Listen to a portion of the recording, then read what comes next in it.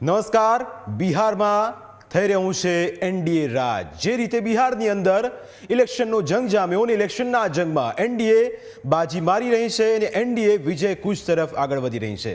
એનડીએના જેટલા પણ પ્રયત્નો રહ્યા એ તમામ પ્રયત્નો સફળ રહ્યા અને બિહારની આ ગેમની અંદર બાજીગર બની રહ્યું છે એનડીએ. જે રીતે બીજેપી અને તેના સાથી પક્ષોએ બિહારની અંદર જે રીતે જ્વલંત પ્રદર્શન કર્યું અને એનું જ પરિણામ છે કે આજે બિહારની અંદર રાજ એનડીએનું જોવા મળી રહ્યું છે. મારી સાથે ઇનપુટ એડિટર મયુર પણ જોડાયા છે અને આપણી સાથે જોડાયા છે CR પાટીલ, જેમને જવાબદારી સોંપવામાં આવી હતી બિહારની 78 બેઠકોની. 78 બેઠકો પર જે રીતે દમખમ બતાવીને CR પાટીલ અને તેમની ટીમે જે કમાલ કર્યો એનું જ પરિણામ છે કે બિહારની અંદર એનડીએ જે રીતે વિજય કૂચ તરફ આગળ વધી રહી છે. સર, આપનું સ્વાગત છે. સૌથી પહેલો સવાલ, જે રીતે બિહારનું પોલિટિક્સ, બિહારની અંદરની આખી એક રાજનીતિ અને આ રાજનીતિની અંદર આપને જે 78 બેઠકો સોંપવામાં આવી હતી, કેવી રીતે આ 78 બેઠકો પર, કારણ કે આપનું પ્રોજેક્શન હંમેશાથી સફળ રહ્યું છે, એ ગુજરાત વિધાનસભાનું ઇલેક્શન હોય કે પછી બીજા કોઈ રાજ્યની અંદર આપને જવાબદારી જે સોંપવામાં આવી હોય એ બિહારની 78 બેઠકો પર કેવી રીતની આપની રણનીતિ રહી, કેવી રીતે આપે સફળતા મેળવી? બિહારના ઇલેક્શનની અંદર એનડીએની સરકાર બનશે એ વાતાવરણ તો પહેલાંથી જ બનેલું હતું. માનનીય પ્રધાનમંત્રી શ્રી નરેન્દ્ર મોદી સાહેબે મુખ્યમંત્રી શ્રી નીતિશ કુમારજીની સાથે ડબલ એન્જિનની સરકારમાં જે વિકાસના કામો કર્યા હતા, પટના જેવા શહેરમાં ખૂબ નાનું એરપોર્ટ હતું અને એક વિશાળ એરપોર્ટ બનાવ્યું હતું. પટનામાં મેટ્રો ચાલુ કરી હતી. પટનામાં બિહારમાં 35,000 લોકો બેસી શકે એ પ્રકારનું સ્ટેડિયમ નિર્માણ કર્યું હતું. મા ગંગા ઉપર લગભગ 20.5 કિલોમીટરનો ત્યાં બ્રિજ બનાવ્યો હતો. અને એ રીતે જે લોકોની જોઈતું હતું કે બિહારને પટના સિવાય પણ 3-4 નવા એરપોર્ટ ચાલુ કરવામાં આવ્યા હતા. લોકોને એર કનેક્ટિવિટી જોઈતી હતી એ આપવામાં આવી. લોકોને રેલવે કનેક્ટિવિટી જોઈતી હતી એ એમને મળી. લોકોને રોડ કનેક્ટિવિટી જોઈતી હતી એ પણ મળી. અને એના પરિણામ સ્વરૂપ લોકોએ પણ જે સરકાર યુવાઓ માટે, મહિલાઓ માટે, મહિલાઓની સુરક્ષા માટે જે કામ કરે છે એને ધ્યાન આપીને આ સતત પ્રક્રિયા ચાલુ રહે, વિકાસ પણ ચાલુ રહે, સુરક્ષા પણ ચાલુ રહે, પલાયનને રોકી શકાય, ફરજિયાત પલાયન બિલકુલ ન થાય, કાયદો અને વ્યવસ્થાની પરિસ્થિતિ જળવાઈ રહે, આવા વિવિધ કારણોસર એમણે જે મતદાન કર્યું છે એનું આ પરિણામ છે કે આજે એક બમ્પર જીત સાથે એનડીએની સરકાર ફરીથી બિહારમાં એ શપથ લઈ રહી છે, સરકાર બનાવી રહી છે. અને વિશ્વાસ છે કે માનનીય પ્રધાનમંત્રી શ્રી નરેન્દ્ર મોદી સાહેબે અને માનનીય મુખ્યમંત્રી શ્રી નીતિશ કુમારજીએ બિહારના લોકોને જે પ્રોમિસ કર્યા છે એ ચોક્કસપણે સફળ થશે, એ પાડવામાં આવશે. અને સાથે સાથે માનનીય પ્રધાનમંત્રી મોદી સાહેબે પહેલીવાર બિહારની અંદર તમે જાતિવાદને દૂર કરીને અને તિલાંજલિ આપીને વિકાસના નામે વોટ માંગ્યા અને એમાં પણ એ સફળ થયા. એ ખૂબ મોટો એચિવમેન્ટ એ માનનીય પ્રધાનમંત્રી મોદી સાહેબે મેળવ્યું છે. કેમ કે બિહાર એટલે જાતિવાદ, બિહારનું ઇલેક્શન એટલે જાતિવાદમાં ખતબદે, એના બદલે વિકાસ પર કામ થાય અને લોકો એક સાથે આવે, જાતિના મતો જાતવાળાને આપવાને બદલે મેરિટ ઉપર આપે, એ બહુ જ મોટી વાત આ વખતના ઇલેક્શનમાં બિહારમાં જોવા મળી છે. હું બિહારના મતદાતા ભાઈ બહેનોનો ખૂબ ખૂબ આભાર માનું છું, એમને ધન્યવાદ પાઠવું છું કે એમની જાગૃતતાને કારણે આ શક્ય બન્યું છે. પાટીલ સાહેબ, તમે જે ચૂંટણી લડો છો તો એ ડેટાના આધારે તમે ચૂંટણી લડો છો.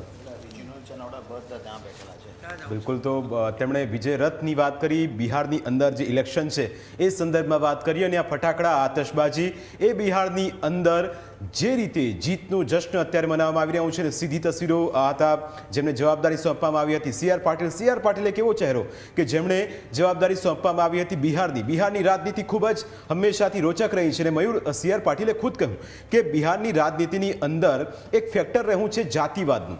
એ જાતિવાદનું ફેક્ટર આજના ઇલેક્શનમાં પણ આપણને જોવા મળ્યું. ટીવી સ્ક્રીન પર જે દર્શકો આંકડા જોઈ રહ્યા છે એ આંકડા તેનું એક ઉત્તમ ઉદાહરણ છે. અને આ વખતના ઇલેક્શનની અંદર તમે જુઓ કે પ્રધાનમંત્રી નરેન્દ્ર મોદીએ કટ્ટાને લઈને એક નિવેદન કર્યું હતું.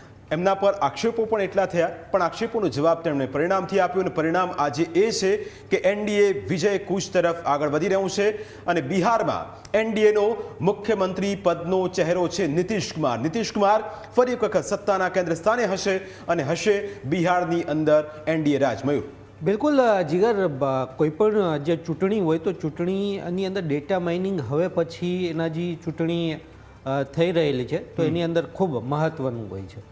અને એ જ ડેટા માઇનિંગ જે છે એ ભારતીય જનતા પાર્ટીએ ખૂબ સારી રીતે અહીં કરેલું છે. સી આર પાટીલને 77 બેઠકની જવાબદારી મળેલી હતી ને 40થી વધુ લોકોની ટીમ સાથે તેઓ ગયેલા હતા. હરેક બેઠકનું ડેટા માઇનિંગ જે છે તે પ્રોપર રીતે કરવામાં આવેલું હતું.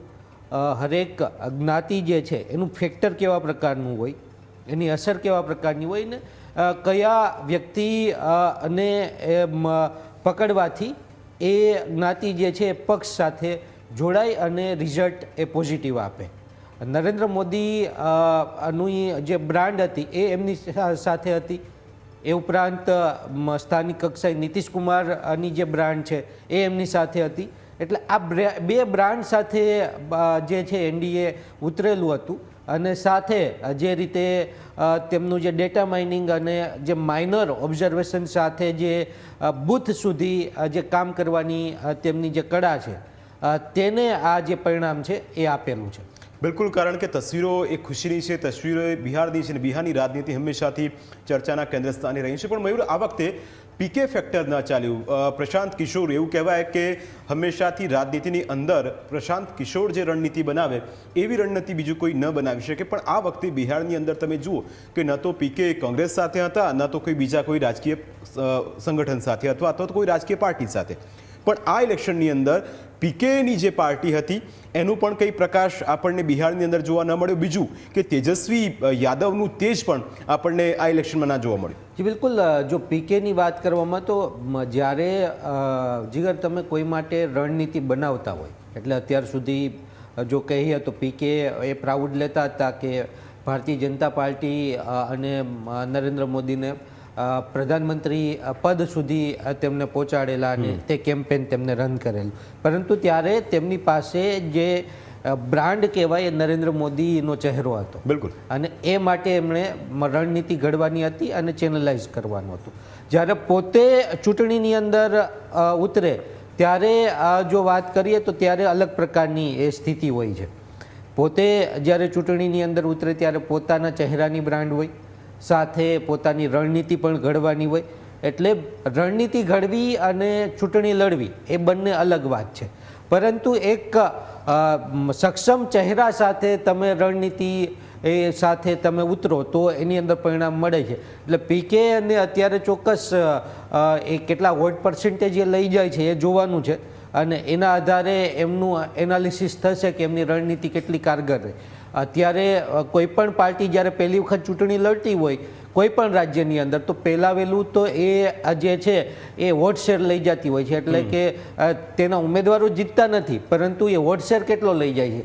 જો આમ આદમી પાર્ટીની આપણે વાત કરીએ તો આમ આદમી પાર્ટી ગુજરાતની અંદર જ્યારે આવેલી ત્યારે 17ની અંદર જે છે એ વોટ શેર જે રીતનો લઈ ગઈ હતી તેના કરતાં 22ની અંદર તે વોટ શેર વધ્યો અને વોટ શેર વધ્યો એટલે જે બેઠકો જે છે તે જીતેલી એટલે વિધાનસભાની અંદર તેમનું ખાતું ખુલેલું. તો એ જ રીતે અહીં પીકેની જે પાર્ટી છે તે વોટ શેર કેટલો લઈ જાય છે. આના પછીની જે વિધાનસભાની ચૂંટણી આવશે ત્યારે તેમનું ખાતું ખુલી શકે. આ વખતે પણ ખાતું ખુલી શકે છે પરંતુ એ વખતે જે એમની આશા છે કે ડબલ ડિજિટની અંદર તેમના ધારાસભ્યો હોવા જોઈએ તો એ વખતે હોઈ શકે. અને એ માટે એમને હજુ પણ 5 વર્ષ જે આવનારા 5 વર્ષ છે તે માટે બિહારની જનતાના જે પ્રશ્નો છે, જે ગ્રાઉન્ડ ઉપર ઉતરવાનું છે, યાત્રાઓ કરવાની છે,